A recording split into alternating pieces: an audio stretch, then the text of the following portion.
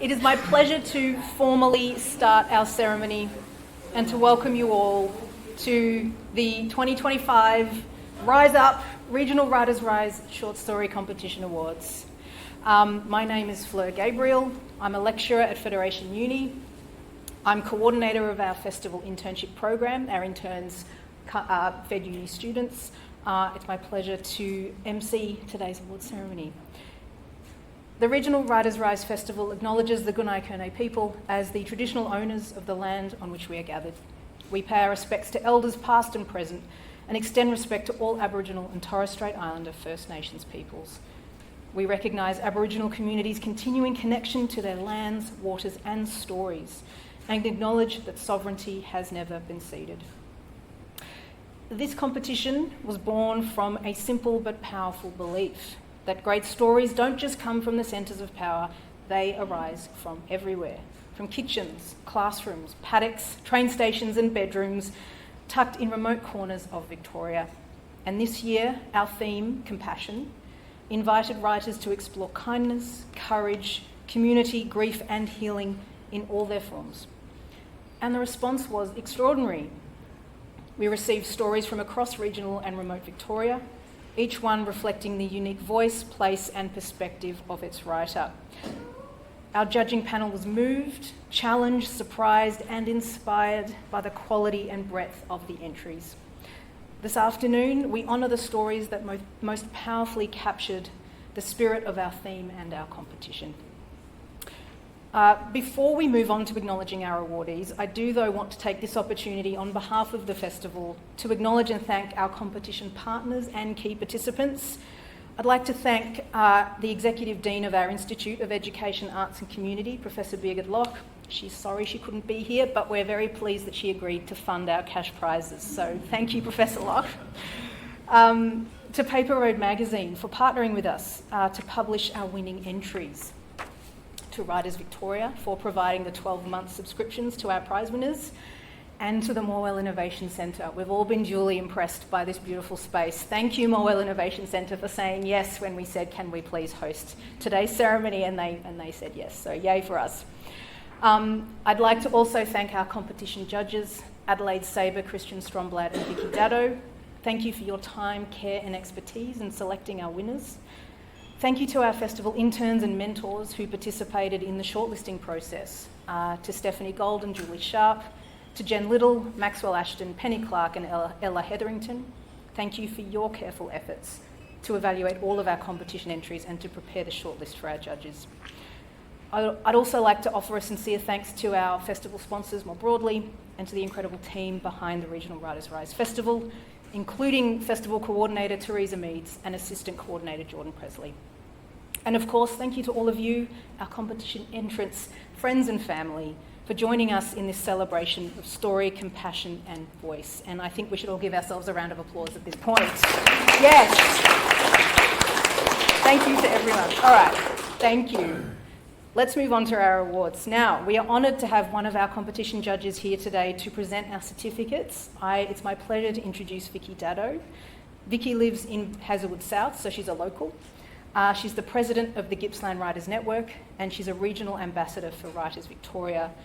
Her short stories have been published in The Big Issue, award-winning Australian Writing and other anthologies. She's been recognised in numerous national competitions, including the Rachel Finari Prize, the Hope Prize, the Scarlet Stilettos and the FAW National Literary Awards. Her manuscripts have been selected for the QWC Hatchet Manuscript Development Program and longlisted for both Adaptable and the Dyslexia Novel Competition. Please join me in welcoming Vicky to the front. Thank you, Vicky. All right, as I've already stated, I guess we'll state it again, this year's entries were remarkable, each one a testament to the creative strength, insight and courage within our regional writing communities. As you know, the theme of this year's competition and festival more broadly was compassion. And the stories we received explored it in so many different forms, through gentle acts of care, fierce honesty, complex relationships, and moments of unexpected grace. Our judging panel had an incredibly difficult task in selecting just 3 prize winners from such a rich and moving shortlist. The stories you're about to hear stood out not only for their exceptional craft and emotional resonance, but for the way they invited us to feel deeply and reminded us of our shared humanity. And I will just let you know that some of the content of our winning stories you might find confronting or upsetting, so just a little reminder there. All right, let's move on to our third prize. And as I said before, I'll read out our judges' comments and then invite our winners to come forward to receive their certificate. And we'll wait until the end of the ceremony for portraits of our winners. So, drum roll, third place. Yes, thank you. Third place is awarded to Erin Johnson for her story, She Is Movement. Let's do a quick clap at the beginning.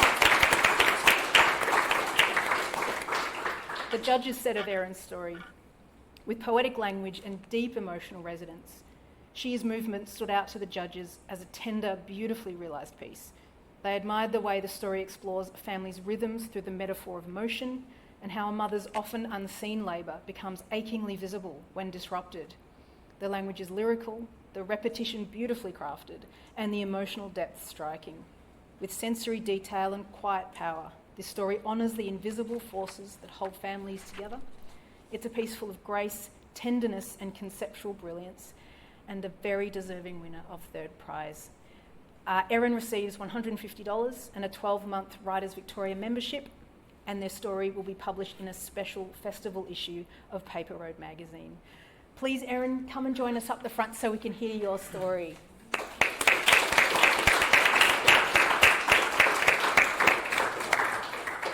Thanks, Erin. Where would you like to stand? You can stand here if you wish. Yeah, I can stand here. Sure. Wonderful. Give it a go. Yeah. Thank you. I'm very excited. It's fabulous. Cool.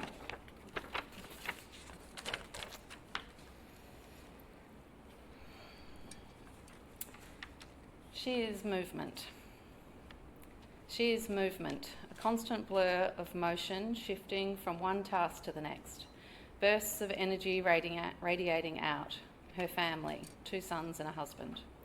Her mass impacts and shifts the space around her, bending time, creating a gravitational force that pulls objects, mostly people, into her orbit. They spend their time, feel better for it, and are then flung off, returning to their regular course. For her family, 2 sons and a husband, she is always there. They are bound by the science of motion and acceleration. They are bound, constantly falling toward each other. They are unaware of the force she commands, each day, every day, a constant blur of motion and acceleration.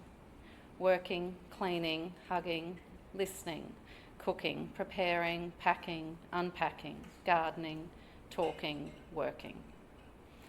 They are invisible forces, unseen by the naked eye. She is herself invisible at times, more times than not. The movement of her mass, swirling through space, leaves a dust tail, but no one sees her. She just keeps moving, the constant blur. She is movement until she is not. The thunk-thunk swoosh of the basketball bounce and its sinking through the net. Father and son shooting hoops on the gravel driveway after dinner. The only sound filling the empty night. The dog perks up its ears and then looks towards the father. He holds the ball still, looks toward the dog and turns his head. Both man and dog angle their ears into the night and note the absence of the four-wheeler's low drone.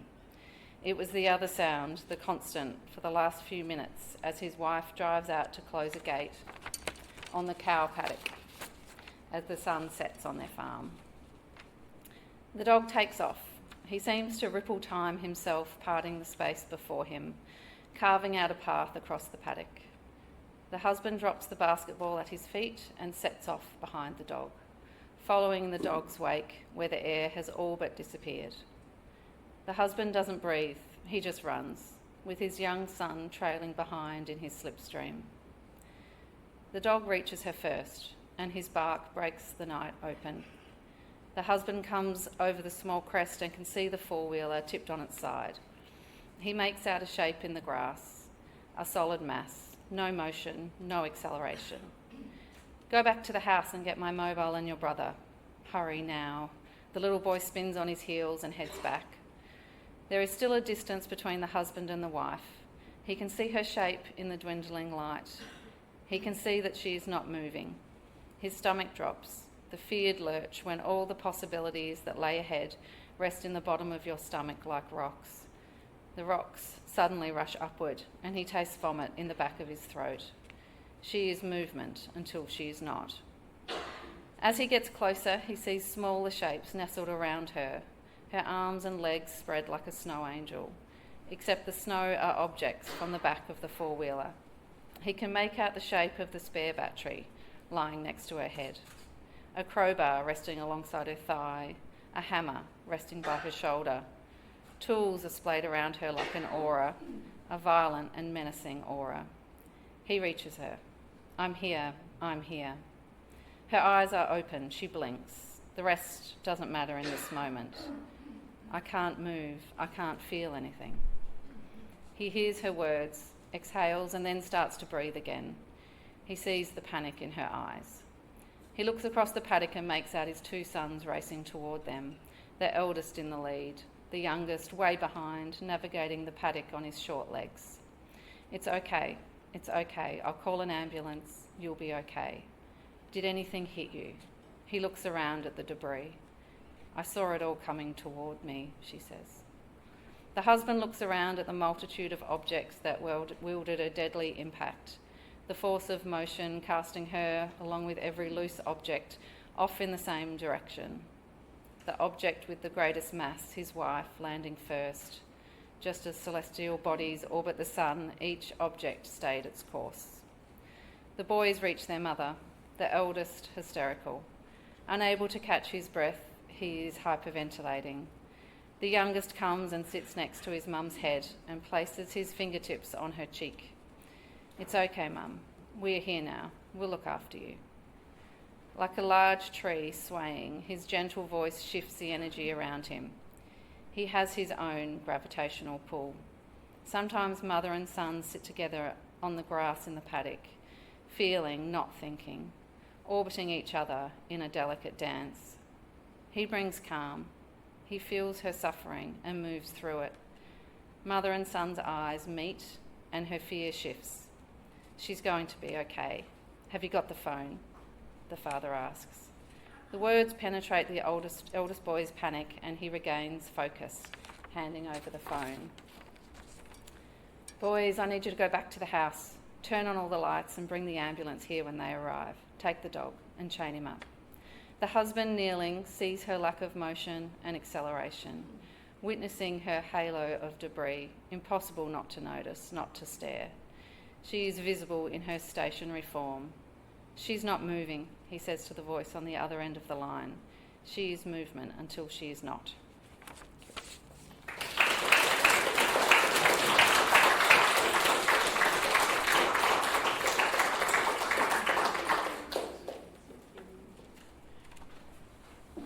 Thank you, Erin. That was amazing.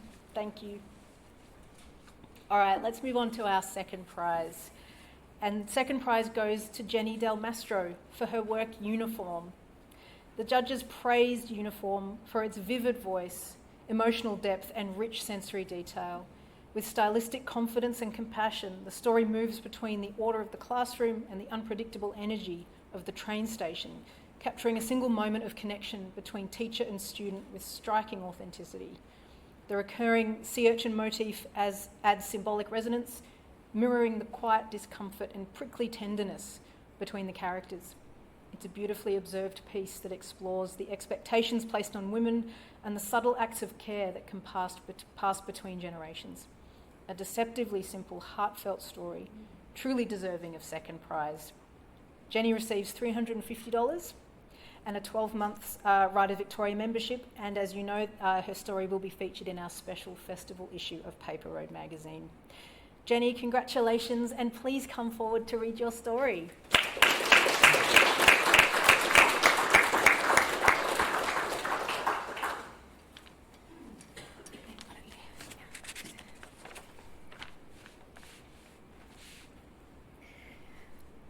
Uniform. After the alchemy exhibition, Amy drifted through the museum to zoology. It was light, cosy, and full of families.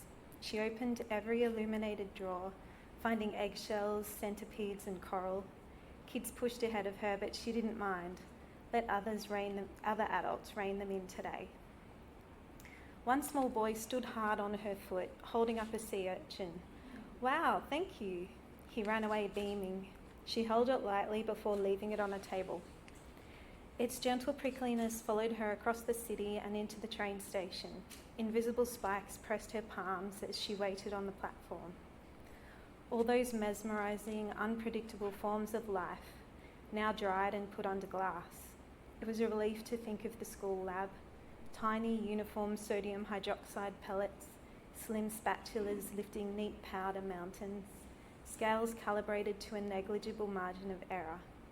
Inorganic and predictable, except for the students. The familiar train of thought took a turn as one of those students swanned into her sight, Jasmine Clinker. Amy had watched years of girls in kilts and blazers pass through the school, a very good school really, to be pressed into a mould, bright, polite contributors to class, school life and society. Jasmine stood beyond the yellow warning line in short, tight shorts, sharing a vape with some boys. Her hair tore back in the vortex as a train arrived. Woo! Amy averted her eyes. The boys found a spare bench while Jasmine rode an electric scooter along the platform, shrieking with laughter. How do I stop? Use the brakes. At the escalator base, Jasmine fell off the scooter. She dragged it back and half-tossed it at one of the boys. This thing sucks. I told you. He didn't look up from his phone. Maybe they weren't bored with her, Amy told herself. Maybe they valued her for more than her potential behind closed doors. Maybe they were her brothers, her cousins, her friends since birth. But all those years teaching had shown Amy that things were usually exactly what they seemed if you took a close look. Oh child, what are you doing? The loudspeaker burbled and she checked the screen. The regional train was running late. She headed for the toilets.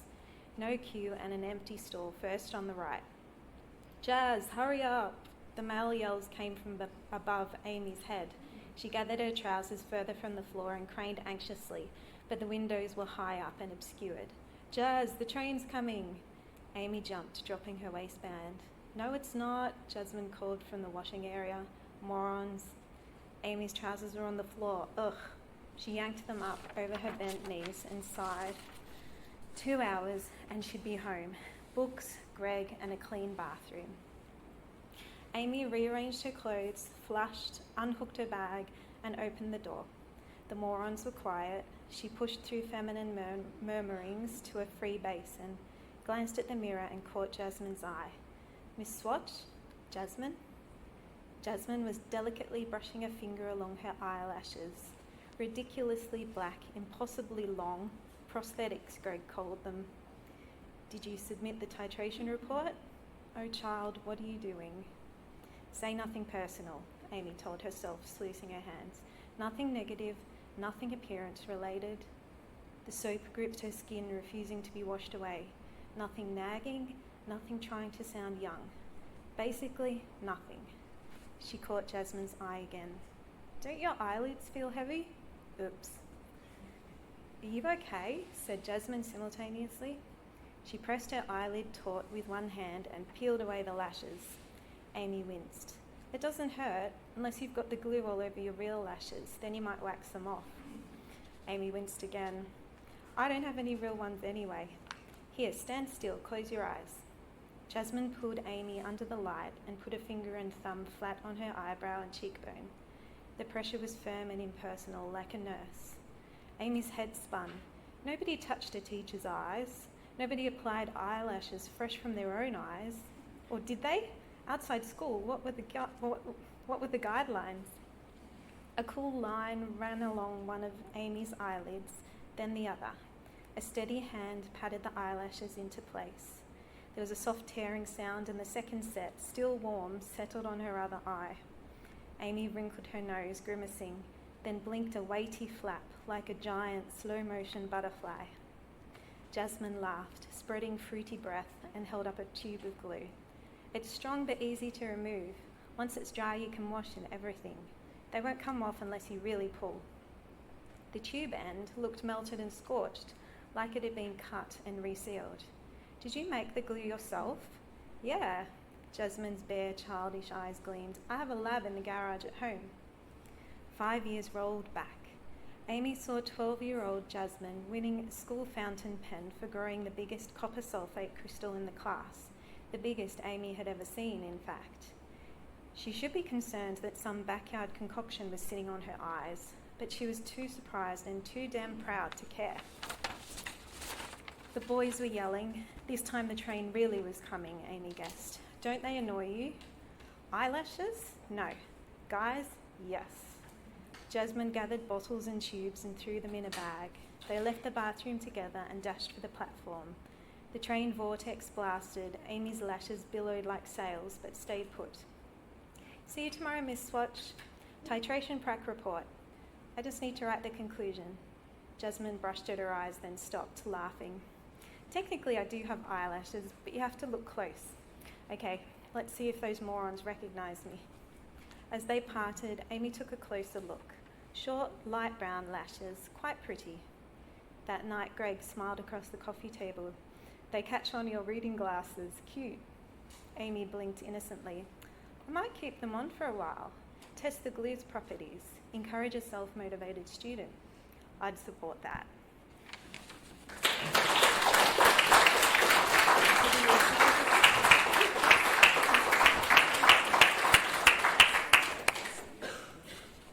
Thank you so much, Jennie. That was awesome. All right, here we are. Awarding first place. It's my pleasure to announce that Lachlan Alexander is the recipient of our first prize for his story, Untranslatable. The judges were unanimous in their admiration for Untranslatable, describing it as a stylistically ambitious and emotionally powerful piece that stood out for its originality, depth, and impact. The story is immersive from the first line, with short, punchy sentences and fragmented rhythms that echo the protagonist's internal state, disjointed, reflective, and deeply human. This technique isn't just stylistic flourish, it draws the reader close to the character's lived experience, allowing us to feel their tension, loss, and uncertainty in real time. The voice is clear, grounded, and consistent throughout, moving seamlessly between dialogue and inner monologue.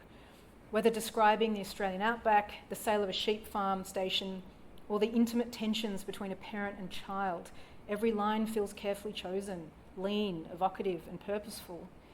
The story balances gritty realism with tenderness, bringing emotional nuance and to themes like globalisation, cultural translation, inherited land, and the everyday heartbreaks of parenthood. The imagery is unforgettable. Phrases like the butt shined by hands with few options and the smell of shit and eucalyptus linger with poetic force.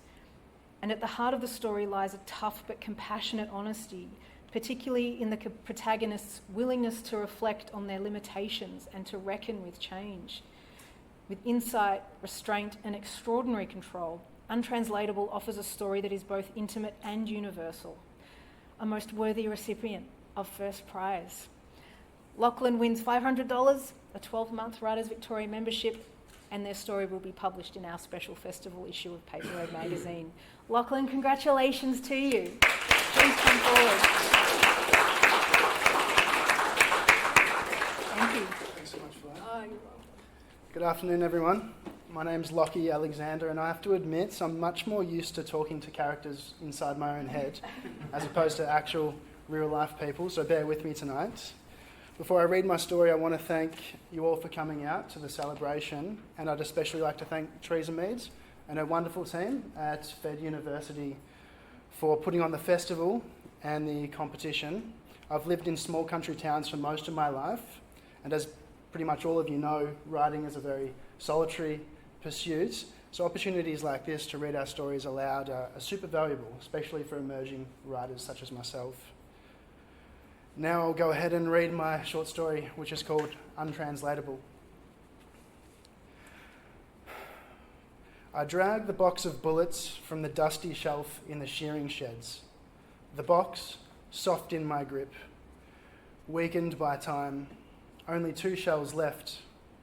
One falls, bouncing on the cracked concrete and into the corner. Won't need it. Turn to the locker, swing open the door, unlatch the rifle, pull it out. the butt shined by hands with few options. Outside, I shield my eyes from the glare. Betty rests in the distant paddock. On the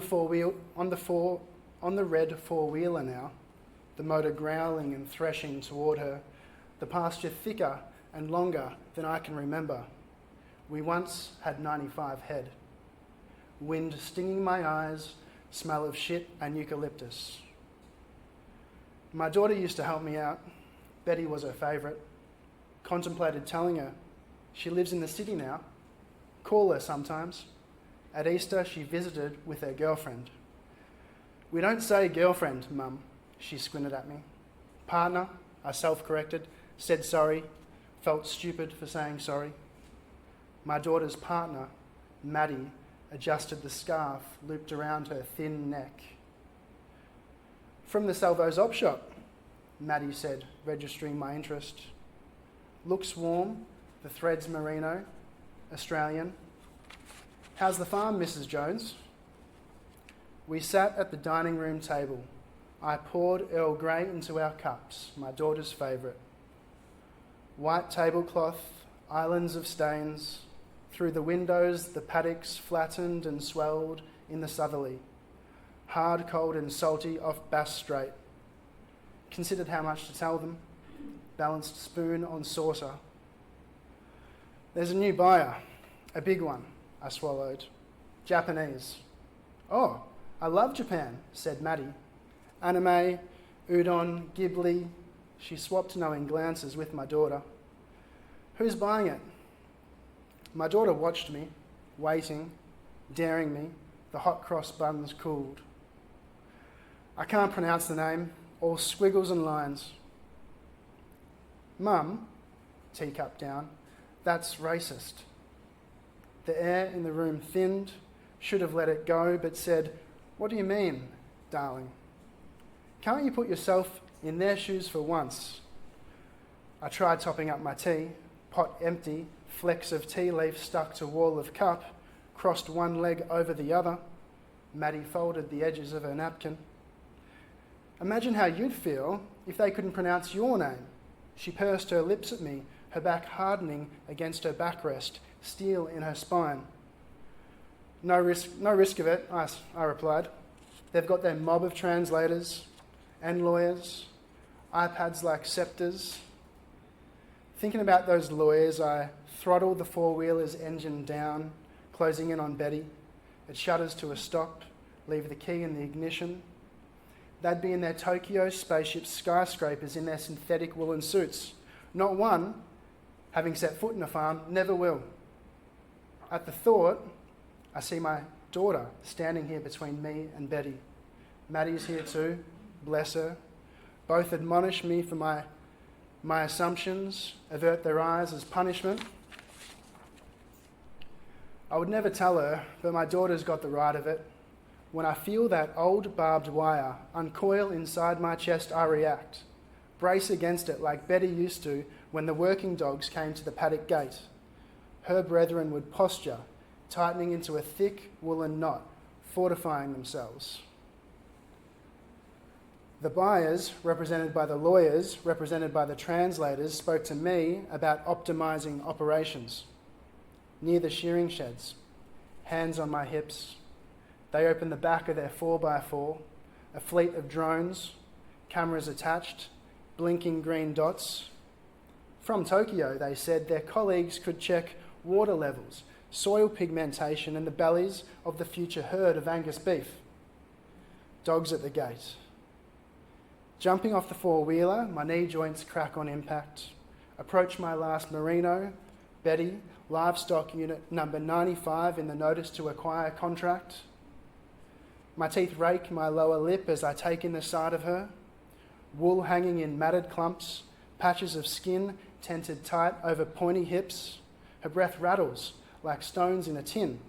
A comb of ribs. Brown crust, rims sunken sockets, thin mucus hangs from nostrils. Fooled myself into thinking that if I kept her alive, I'd still have my farm. Should have done this long ago. Ended her suffering when the translators requested it. Without asking permission, the translators took their remote controls and the drones zipped into the sky like invading mosquitoes. My dogs tilted their heads upwards. Next to Betty, I look up too. Jet scars and white sun and weak moon. Wonder if they left a drone up there. Hope they're watching. I blow into the chamber of the rifle.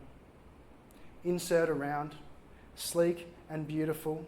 Pull the bolt into place, cock it, hover barrel near her forehead, glance it. She jerks her head back like a hooked fish. Veins, purple and yellow, pop taut in her neck. A white-faced heron prods at the grass. The translators, having returned the drones to the 4x4, shook their iPads at me, had seen in their viewfinders the last 6 sheep in the corner of the far paddock, shielded by the ancient eucalypts. Said I must decommission the remaining inventory. I sold the last 5 ewes to the abattoirs, but Betty's too old, her chops too ropey, even for dog feed. Surge of pure hatred for this Japanese company with the name I can't pronounce. Hate myself for my hate. Wouldn't feel like this if I had no daughter. She studied the world online, I learnt it through calluses. Grip the rifle tighter, trigger on my finger, want to forgive myself. Betty settles, looks me in my eye. The shot rings out, climbs the eucalypts. The heron pumps its wings, flees. The spent bullet casing arcs through the air, lands near my feet, cradled by the grass. Betty's head splayed out, unnatural angle, blood seeping from the hole in her face.